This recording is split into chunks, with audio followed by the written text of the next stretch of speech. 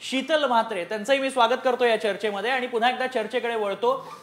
विजय sir, तुमचा मुद्दा मगाचा राहिला, आपण चर्चा करत होतो ती राम मंदिराच्या अनुषंगाने, तुमचा मुद्दा आपण पूर्ण करूया आणि मग चर्चेकडे वळू। मुद्दा आपण राम मंदिराचा बोलत होतो, ज्युडिशरी पासून सगळ्या गोष्टी मॅनेज करून कसं ठीक आहे, शांततेने सगळ्या गोष्टी पार पडल्या त्याबद्दल म्हणणं नाही, पण तो टिकला नाही। त्याचं कारण हे जे म्हणतात सगळा राम मंदिराच्या संदर्भातला उत्सव सगळा भारतीय जनता पक्षानं, भारतीय जनता पक्षाच्या कार्यकर्त्यांनी आणि मीडियाला काहीतरी एक सेलिब्रेशनला लागत असतं, त्यातनं त्याची प्रचंड असा उत्कर्ष बिंदूपर्यंत नेण्यात आला।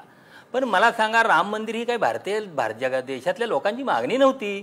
ती मागणी असती तर मी 1991 साली भारतीय जनता पक्ष सत्तेवर यायला पाहिजे होता। 370 हे RSSचे आणि भारतीय जनता पक्षाचे सांस्कृतिक अजेंडे आहेत, हे आपण कधीतरी बोलायला पाहिजे, स्पष्ट घ्यायला पाहिजे। लोकांची मागणी नव्हती, ते असतं तर मग 91-96 त्यांना मतदान केलं असतं, त्यांना तर निवडून दिलं असतं ना।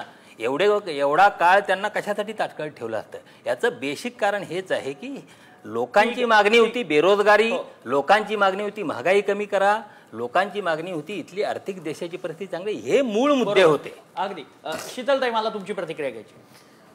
खरं तर ज्यांना कावीळ झालेली आहे त्यांना सगळं जग पिवळं दिसतं, तसं मला वाटतं भाजपची आणि नरेंद्र मोदीजींची कावीळ झालेली आहे विरोधकांना, त्याच्यामुळे त्यांना ह्या सगळ्या गोष्टी चुकीच्याच वाटतात। आता हे मला वाटतं बेरोजगारीबद्दल बोलले तर मी खरोखर सांगते की कालच आकडे जाहीर झाले होते, आपल्या देशाचा GDP जवळजवळ 8.2% वाढलेला आहे, हे यांना माहिती आहे का आपल्याला? त्याच्यामुळे तुम्ही कुठल्या महागाईबद्दल बोलताय? आपला अर्थव्यवस्था जवळजवळ 3.5 ट्रिलियन डॉलर्स पर्यंत गेलेला आहे आणि आपल्याकडे 10 वर्षाचा मोदीजींकडे रोड मॅप आहे पुढच्या, आणि विरोधकांनी फक्त आणि फक्त हे इलेक्शन फक्त म्हणजे शिवीगाळ करून किंवा द्वेषाचं राजकारण केलेलं आहे, कुठेही प्रगतीचं राजकारण नव्हतं। आणि दुसरं मी सांगेन, काल काही आकडे अजून जाहीर झालेत की जे म्हणतायत की महाराष्ट्रामध्ये कुठलेही हे नाही आहेत, उद्योगधंदे नाही आहेत, तर महाराष्ट्र सध्या पहिल्या क्रमांकावर आहे परदेशी गुंतवणुकीत। हे काल आकडे जाहीर झालेले, ते आपल्याला माहिती आहे का?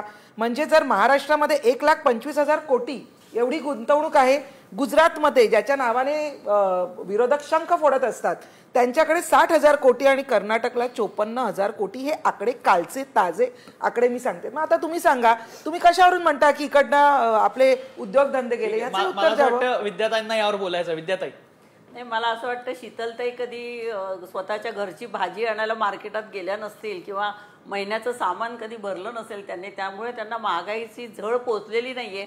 आम्ही इथे सर्वसामान्य भारतीय महिला ज्या आहेत त्या महागाईने किती त्रस्त आहे। 400 रुपयाचा सिलेंडर 1200 रुपये झाल्यानंतर प्रत्येक महिलेला 800 रुपयासाठी गोळा करण्यासाठी किती त्रास व्हायला लागतो, आणि जे 80 कोटी लोकांना आम्ही मोफत धान्य देतो सांगतायत, ते पण काँग्रेसच्या